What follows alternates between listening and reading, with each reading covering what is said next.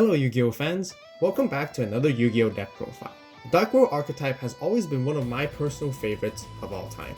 The Dark World mechanic mainly focuses on discarding cards from your hand and then having effects.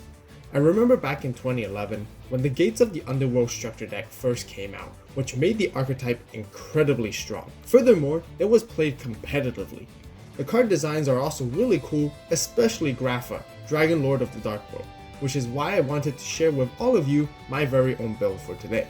If this is your first time watching, welcome to the AVAULT channel, and I'd like to kindly ask you that are watching right now to subscribe for more Yu-Gi-Oh deck profiles and videos. Also be sure to give this video a like, as I greatly appreciate the support. Now, I would usually do a $30 budget deck profile by combining 3 copies of the structure decks together. However, the gates of the Underworld Structure Deck is basically 10 years old. It goes without saying that it is very difficult to compete within today's metagame if we were to only use the Dark World cards alone from the deck. Furthermore, we haven't received any new support for a very long time. Therefore, we must tech in a bunch of other modern cards, and the best way to do it is the Danger archetype. The Danger cards also have a discarding mechanic, which would synergize greatly with all the Dark World cards when put together. So let me show you guys what we have right here. To begin with our Dark World monsters, we play the 2 Grapha Dragon Lord of the Dark World.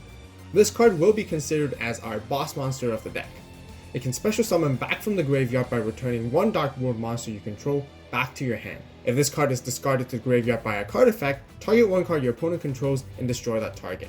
Then, if this card were discarded via an opponent's card effect, you get to look at 1 random card in your opponent's hand, and if it's a monster, you can special summon it to your side of the field. The second card we have is 2 Snow Unlight of the Dark World. This card is your key searcher for Dark World cards when it's discarded by a card effect. If it was discarded from your hand to the graveyard by an opponent's card effect, you can target 1 monster in your opponent's graveyard and special summon that target in face-up defense position. Right here we have 3 copies of Bro, Huntsman of the Dark World.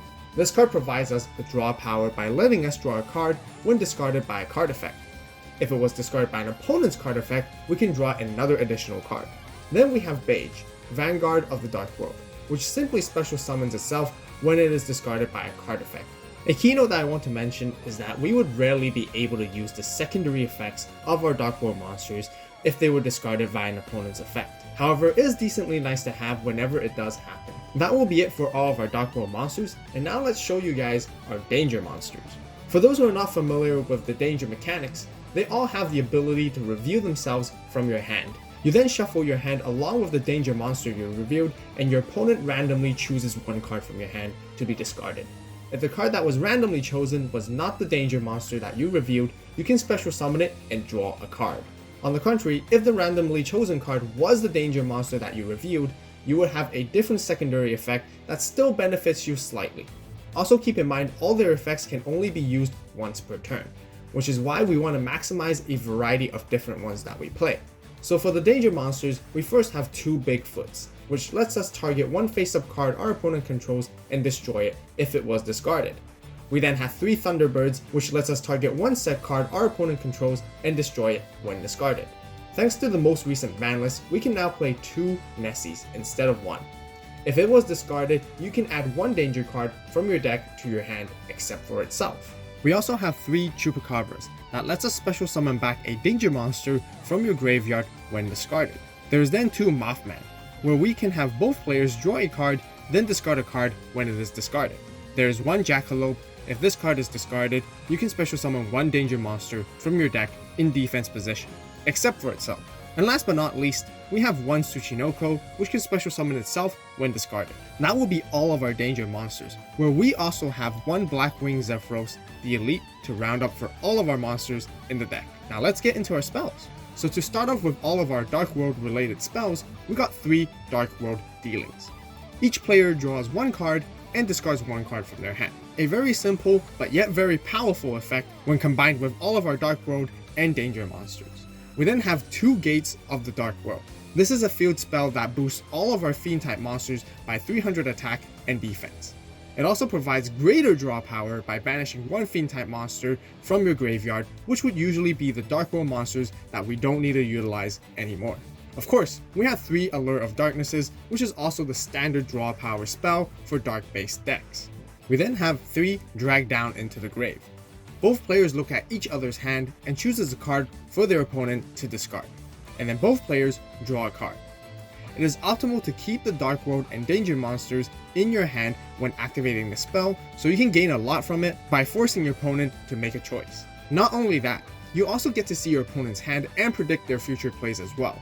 We also play 2 Pot of Avarice. This card is usually very handy to be used later in the game, but since we discard so many cards to the graveyard early on, we can easily utilize this card to recur our resources and cycle them back again much faster compared to other decks. We have 1 copy of Card of Destruction, which is generically great for this deck anyways. And lastly, we have 1 Danger Response Team, which is a really nice tech to have to bounce your opponent's monsters. It can also recycle itself, offering a free discard effect as well. That will wrap up for all our spells with a total of 40 cards in the main deck, as we do not play any traps at all. The spells that we play provide 2 key aspects, which is really important. One of them being draw power, and the other discarding. The idea is to discard all of our Dark World monsters and Danger monsters from our hand to utilize their effects to flood the board and gain advantages through the various effects that they provide. We then continue to draw even more cards to maintain a constant flow of resources. Now let's show you guys the extra deck. Since the Dark World and Danger archetypes don't have any built-in extra deck monsters, our extra deck compiles a wide range of powerful staple Xyz and Link monsters that helps us go against different matchups. Starting off with the Xyz monsters, we have Levier, the Sea Dragon, that allows us to special summon a level 4 or lower banished monster. This is really nice since we usually do banish monsters from our hand via the effect of Allure of Darkness and the Gates of the Dark World. There is a Time Thief Redoer, which can do a whole bunch of things depending on what type of cards are within its materials. We also have a Abyss Dweller to stop our opponents with graveyard effects. Next up, there is number 60, Duress the Timeless, where we would mainly use its first effect of skipping our next draw phase just to draw 2 cards and discard 1 card to gain as much advantage as we can during our current turn. The other 2 effects are dependent in certain situations, but not used as much. We then got Raider's Knight along with Arc Rebellion Xyz Dragon.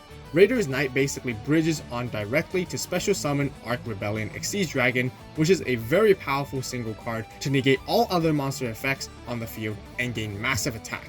There is then a Dingirsu, the Orcus of Evening Star, which is generically a really strong rank 8 Xyz monster that can send 1 card your opponent controls to the graveyard and provide protection to all your cards against battle or card effects. The other rank 8 Xyz monster we have is number 38, Hope Harbinger, Dragon Titanic Galaxy. It can negate spells or effects that are activated on the field. Change your opponent's attacks to this card by detaching a material, which makes it difficult to be dealt with.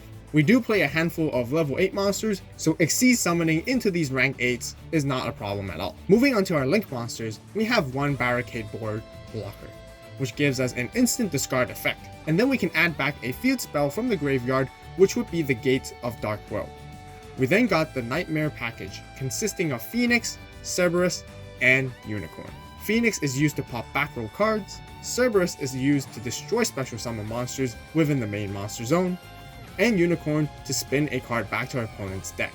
Not only that, all of their effects requires you to discard a card for cost, where Danger monsters can be really well utilized off of it. However, not so much for Dark World monsters, since their effects won't be activated when they are discarded for cost. For the Link 4 boss monsters, we got Borreload and Borrelsword Dragon. Borreload Dragon to take control of one of our opponent's monsters when attacking, and Borrelsword Dragon for finishing games and OTKs. Lastly, we have 1 Mech Knight Crusadia Avermax, which can single-handedly win you games as some decks have no methods to out this card at all. That will conclude my very own Danger Dark World deck profile for today.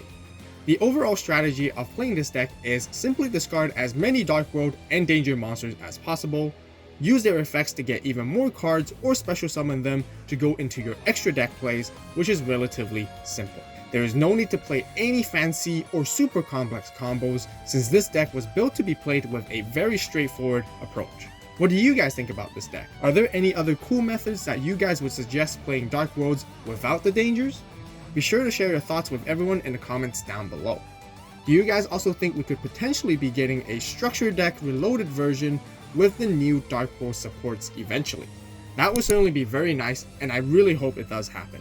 If you guys enjoyed the video, be sure to give it a like. Also, don't forget to subscribe and turn on that notification bell to stay tuned for more Yu-Gi-Oh deck profiles and videos.